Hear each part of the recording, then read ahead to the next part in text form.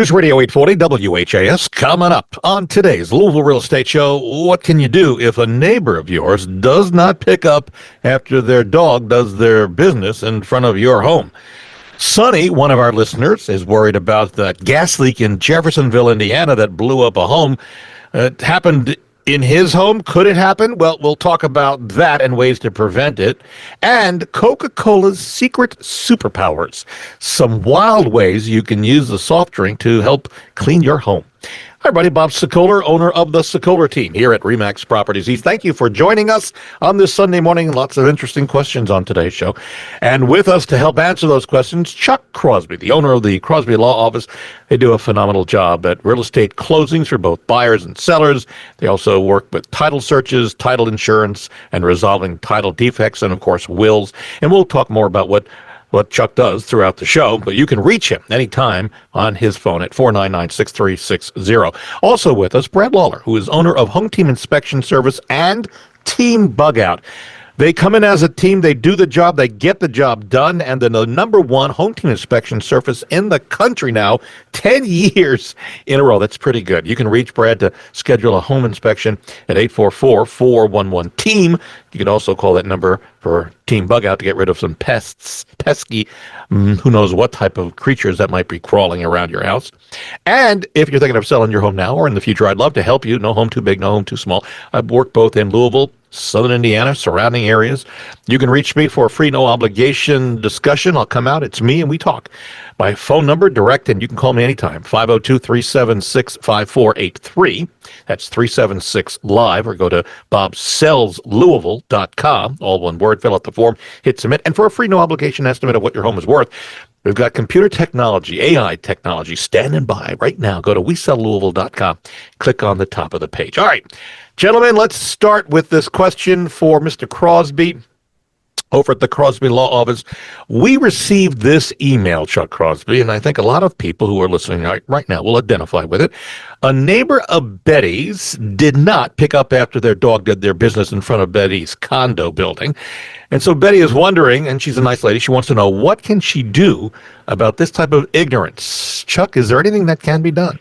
Well, a 12 gauge typically works. Oh, geez, okay. Yeah, but let's not. No. Yeah, let's not. If it's a condo, it has a homeowners association. If it has a homeowners association, they can enforce rules. I guarantee among those rules are you can't let your dog do his business and leave it there. Okay. So the first thing you do is contact the HOA and say, hey, I saw this person. But what if you didn't see that person? We'll get to that. Oh, okay. We'll get to that. All I right. saw this person, that dog. Here it is. Nice picture. Send it on. The HOA then can go to that person and say, hey, don't do this. And then it can turn into fines and that sort of thing. Now, if you didn't see them, yep, this is the problem that we've seen in many communities, mine in particular. There's not a whole lot you can do. If you don't see it, you don't have any proof who did it. That the HOA has to clean it up. I mean, it's an unhealthy situation. What the HOA does thereafter is the question. Now, in ours community, people just started looking around and keeping an eye. And if you saw somebody walking a dog and they weren't picking up, it would get mentioned. But what are you going to do? DNA samples on all the animals in the community, and you can't do that. So it does become a problem, but the net result is it's the HOA's problem. So wait, you're really meaning that you send an email with a picture or something, or contact saying, hey, here's the HOA will clean it up for you? They should. Look at it this way. Is that a healthy situation to have feces piled up in a neighborhood? Right. No. Yeah. That becomes an HOA issue. If the HOA doesn't take care of it, then that becomes a problem with the HOA. Now, going after a particular unit owner, that's difficult. Unless you see them do it, there's not a whole lot you can do. And that just comes down from a proof issue. Now, in our community, we have lawn guys that go out and take care of stuff. I bet a lawnmower takes care of it 9 times out of 10. Yeah. But after things were mentioned at a community meeting, it pretty much stopped. Everybody knows when you're walking your dog, you're looking to see if they're holding that little plastic bag. Right. Yeah. So peer pressure, I guess, is the real answer. Yeah. But I would. So here I'm in Norton Commons, and I have cameras facing the outside of my house. So, and I've got video. I have surveillance, 24-hour signs, and please don't do your business on my lawn. Or and that the number one, the dog going number one isn't as big of a problem as number two because that burns the lawn on top of that. So, I have a camera, and I mean, I don't know, Betty, if you have the ability to put a camera out there, but folks, if this is a problem in your neighborhood, I would consider it. Now, okay, you now at least know who's doing it with what dog. And maybe you then keep an eye out to see when that person goes by. And typically, peer pressure is what resolved our issue. We had some owners that were constantly doing it. Something was said. Everybody's looking now, and either they're going to go out at the in the middle of the night and do it, or But it seems to have that seems to have been what worked with us. But other than that, it's an HOA thing to resolve. We move on. A reminder, you can see as well as hear a replay of this show by going to LouisvilleAnswers.com. That's a video version of the show. It resides on our YouTube channel. LouisvilleAnswers.com is the quick redirect. Brad Lawler, Home Team Inspection Service. I think a lot of people heard about the house over in Jeffersonville, Indiana. Gas leak blew that thing up. Wow. So Sonny sent us this email, and it's a good question about what we should do, you, me, everybody who's listening, to prevent that from happening. I don't know if they determined what caused the gas leak, but it could be a concern. What are your thoughts on this, Brad? Well, I don't know the specifics about what they found, but it's not, look, those explosions are very rare, but when they happen, they get a lot of attention. So I think the thing that we all have to remember is that if you smell that rotten egg smell, that sulfur smell, that's an additive that they put in a natural gas, because it's that odorant is what is supposed to clue us into the fact that there's a leak. So if you ever smell that rotten egg smell, then that is an immediate call to the gas company. I know fire departments will also come out. I'm not going to say that should be your first call. Let them handle other emergencies just in case. But don't ignore it. Yeah, if you're smelling that smell, a lot of times what happens in those cases, Bob, is that people have ignored those leaks for years and years, and then they just get into a situation where the gases will accumulate. And then there's a trigger of some sort, a spark, a light switch is turned on, just anything that creates a spark, which is what creates that explosion. So don't ignore that rotten egg smell if you ever smell it in your house or even outside and around your house. Get a hold of your gas provider and alert them to it.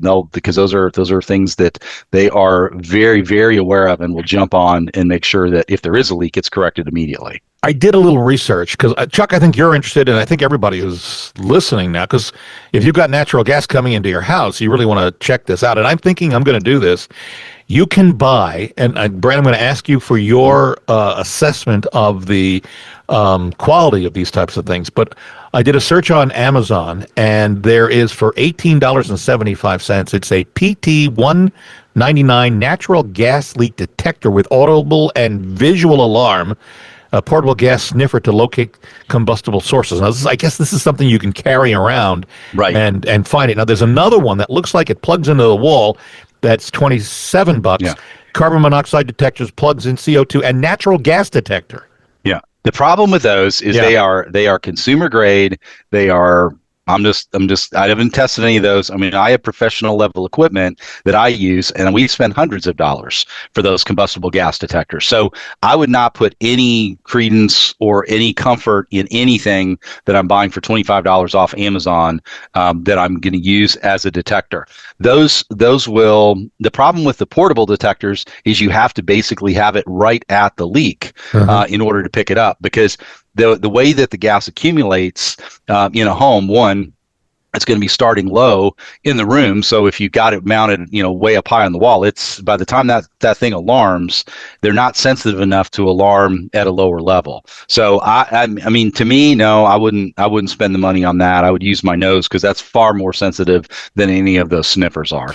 All right, I may just for the heck of it purchase one. Again, I don't know that I'm gonna, just. Mm-hmm.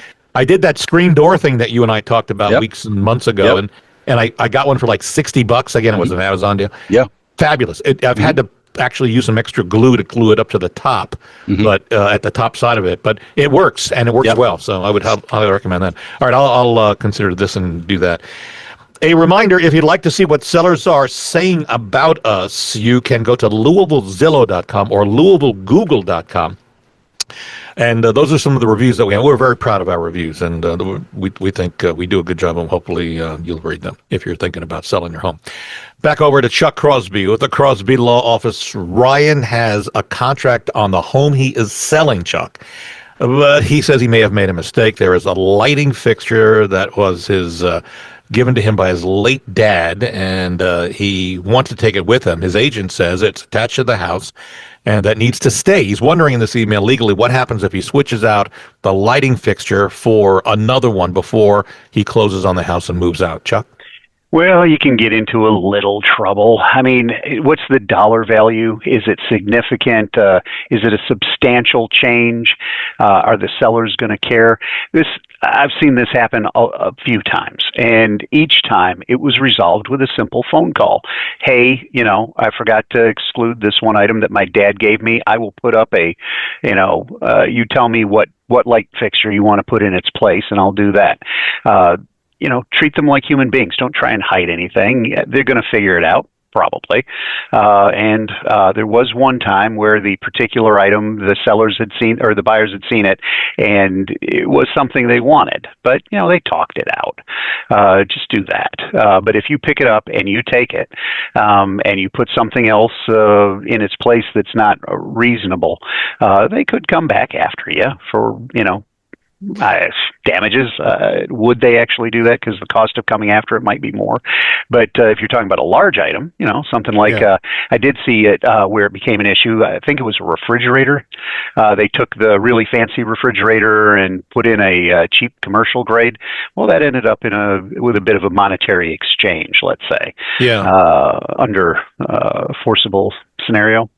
But that you got to be careful with that. So just call them up. Be reasonable. Act like they're reasonable. And discuss it ahead of time. I agree completely. Oh, absolutely. Yeah. And also, if you can, just say, look, it's worth this amount of money, and then tell them, go find something that's worth that amount of money. Yeah. I'll order it, put it in, and you're good to go. Because they could hold up the closing, and you don't want absolutely that. Could. Yeah. We're going to take a break. When we come back, Coca-Cola Secret Superpowers. I think you're going to enjoy this. Well, maybe you'll enjoy it. Hopefully you'll enjoy it. Continuing with us, Brett Lawler, owner of Home Team Inspection Service. They come in as a team. Also, Team Bug Out. You can reach Brett at 844-411-TEAM. Also, Chuck Crosby, the Crosby Law Offices. They do real estate closings for both buyers and sellers, title searches, title insurance, and resolving title defects. You can reach Chuck and his group at 499-6360. You're thinking about selling your home now or in the future, I'd love to help you. No home too big, no home too small. It's me for free, no obligation time with me to talk. Just right here, 376-5483. That's 376-LIVE, or go to bobsellslouisville.com. Back in a moment on News Radio 840 WHAS. News Radio 840 WHAS, Bob Sokoler, the Louisville Real Estate Show, here with you till the top of the hour. Thank you, Barbara Corcoran from Shark Tank fame. She's a mentor, a friend, and you can see her on Shark Tank on ABC or on CNBC reruns. Continuing with us, Chuck Crosby, the Crosby Law Offices. They do a great job of foreclosure defense, landlord-tenant issues, but their main thing is real estate closings. I saw Chuck several times this past week at a number of closings. You can reach him at 499-6360. If you are thinking of buying a home, and either it's new or resale, you definitely want to get in contact with Brad Lawler, Home Team Inspection Service.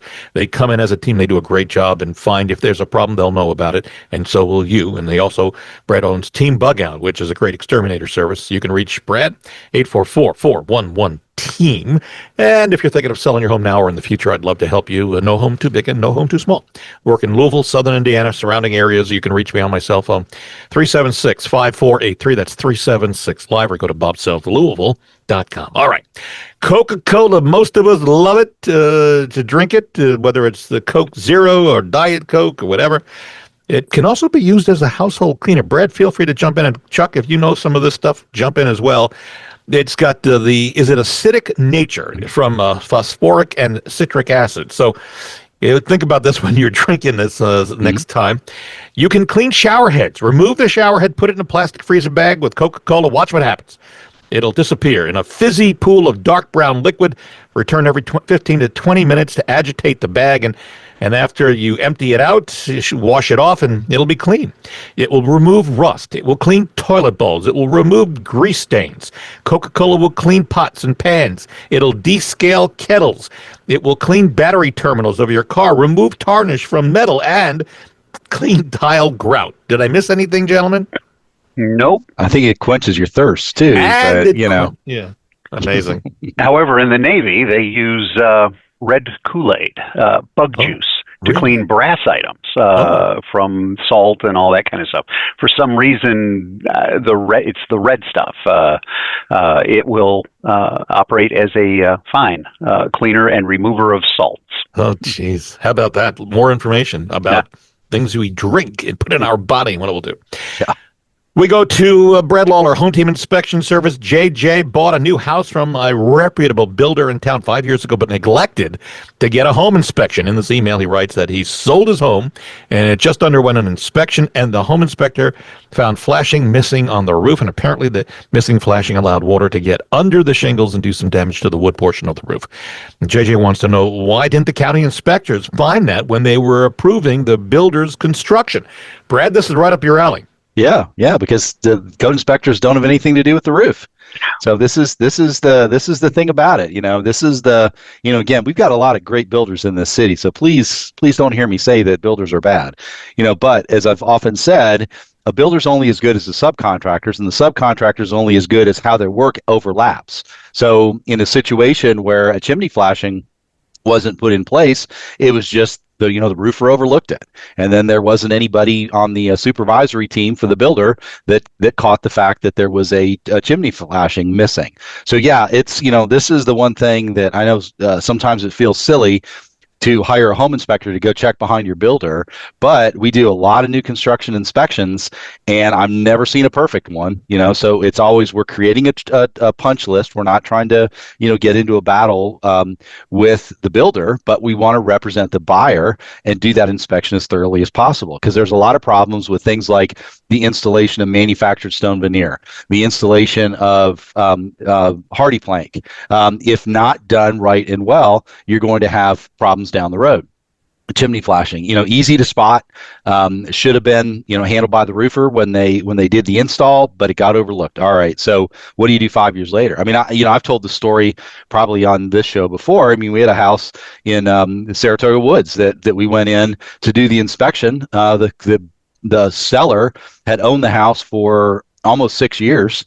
And he came in when we were doing an inspection in July, came in to get his dog, and was telling my team, he goes, yeah, upstairs has always been really hot in the summer and really cold in the winter. The HVAC guys have been out here, 3, 4, 5, 6 times trying to figure out, why it won't cool.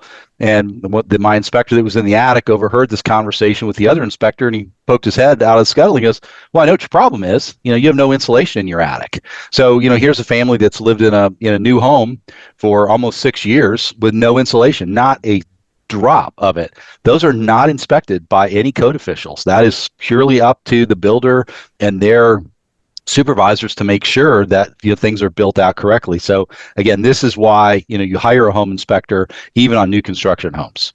And that is why you hire a home inspector on new construction or resale, because this gives you a laundry list. If there's a problem, you'll know ahead of time. In this case, now you got to pay for having it repaired. Or go back to the builder, say, hey, listen, it's been 5 years, but this is what an inspector just found, and then go from there. See if the builder, how much they'll handle, what's the story is on that. Okay. Let's go to Chuck Crosby over at the Crosby Law Office. Tim sent us an email. I found this very interesting. Tim says he lives in Norton Commons. Hi, Tim. There's one of my neighbors, I would suspect.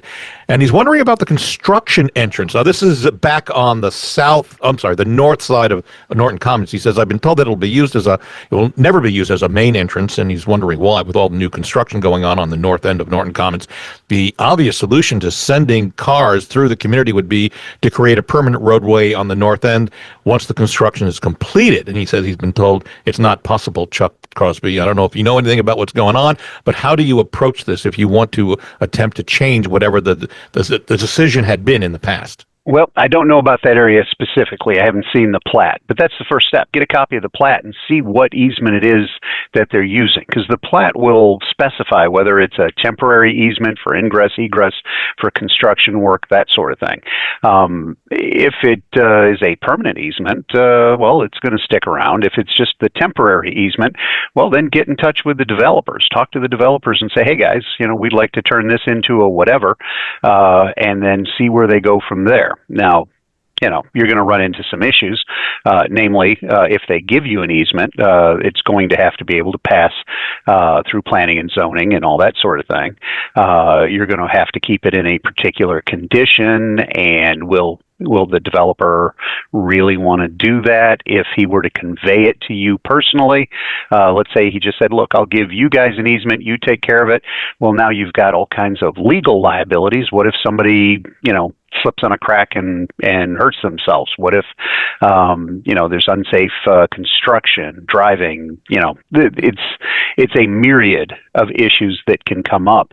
The actual creating of an easement, not so difficult.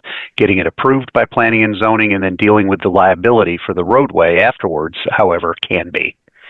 Yeah, that sounds daunting, to say the least. Yeah, So, yeah. Tim, you may not want to take this on, but it's worth bringing up.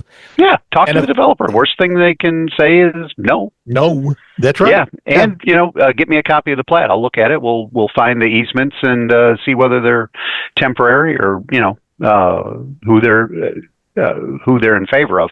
I think I've actually been on the road you're talking about, and it's not exactly in the best shape. Right.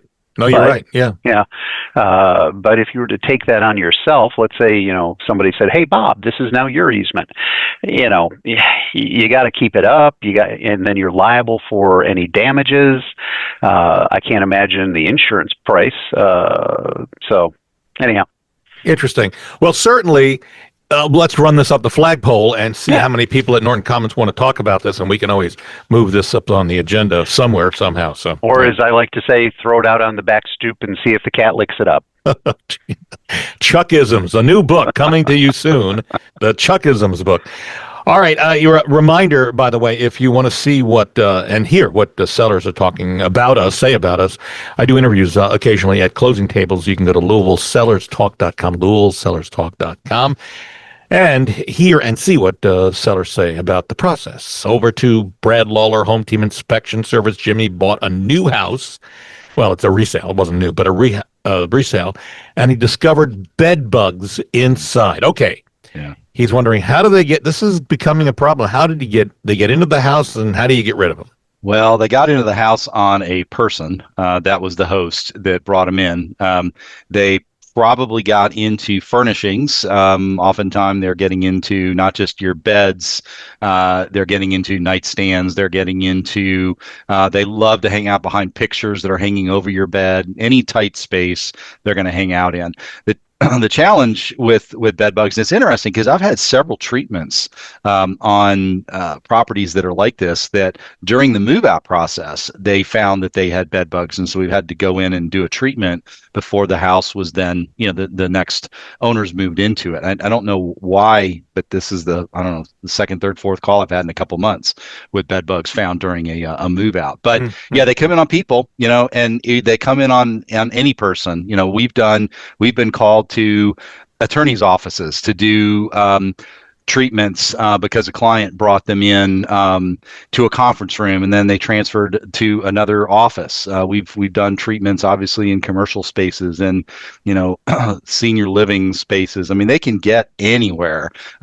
People who travel sometimes will bring them back in their luggage or on their person. They're not aware of it, and then once they get they kind of get into your house and take hold, then they can be a real problem to control. So yeah, in the situation, particularly in these vacant houses, sometimes they just appear, and really what they're doing is they're wandering around looking for a host, and I think that's oftentimes where we spotted them, because there's no person left in the house to feed on, so they move about and trying to find another host, so they become very visible then. I wish you the best on getting rid of them, and certainly I think we all need to have an eye out for these things, and I guess look them up on what they look like, and then just keep an eye. I guess. Yeah, they're not really small. I mean, they are visible to the naked eye pretty easily. They're a rust brown color. You have several of them. You know, you can probably put, I don't know, depending on which life cycle they're in. I mean, you can put 3-4 of them on a penny. So I mean, that'll give you a rough idea of what their size is. But they're not microscopic. They're generally easy to see. So they're so big that a penny will cover only 3 or 4 of them. About that. Wow. Yeah, full Really? adult size. Yeah. Wow. Yeah. So full adults. But there's slightly smaller than a tick. Yeah. When they're fully engorged, they honestly they kind of look like a tick. But And yes. Yeah. What happens to the person upon whom they're feeding? Depending on how the person reacts, usually they get a sore, kind of a rash, an allergic reaction at the spot. You know, some people react stronger than others do, but it leaves a mark. I mean, it definitely leaves a mark. A lot of times you'll see them up around the neck and shoulders because the bed bugs are drawn to the carbon dioxide that we're exhaling, and that's what they're looking for. So that's why you get a lot of bites up high, but then you get a lot of people who get bites on their thighs because they sit down in a chair that's got them in there, and then they will come out, particularly if you're wearing shorts. We've seen some of that here this summer too. Wow. All right. Well, we've gone into this pretty detail now, so hopefully, folks, keep an eye out for them and do a Google search for what they look like, so you'll know what they are looking like. We are out of time. My thanks to Chuck Crosby, the head guy over at the Crosby Law Office. They do a great job on real estate closings for both buyers and sellers, and they do title searches, title insurance, resolving title defects, and a variety of other things. You can reach Chuck at 499-6360. Also, my thanks to Brad Lawler, owner of Home Team Inspection Service. They come in as a team, and they do the great job of checking in the home you're going to buy for any potential problems. And Brad owns Team Bug Out. So if you see some bed bugs, Brad's the guy to talk to. 844-411-TEAM is Brad's phone number. And if you're thinking of selling your home now or in the future, I'd love to help you. No home too big or small. And I work both in Louisville, surrounding counties, southern Indiana. You can reach me on my cell phone, 502-376-5483. That's 376-LIVE. Or go to bobsellslouisville.com, fill out the form, and hit submit. And for a free, no-obligation analysis of what your home is worth, go to WeSellLouisville.com and click on the top of the page. That's it for today. See you next Sunday on News Radio 840 WHAS.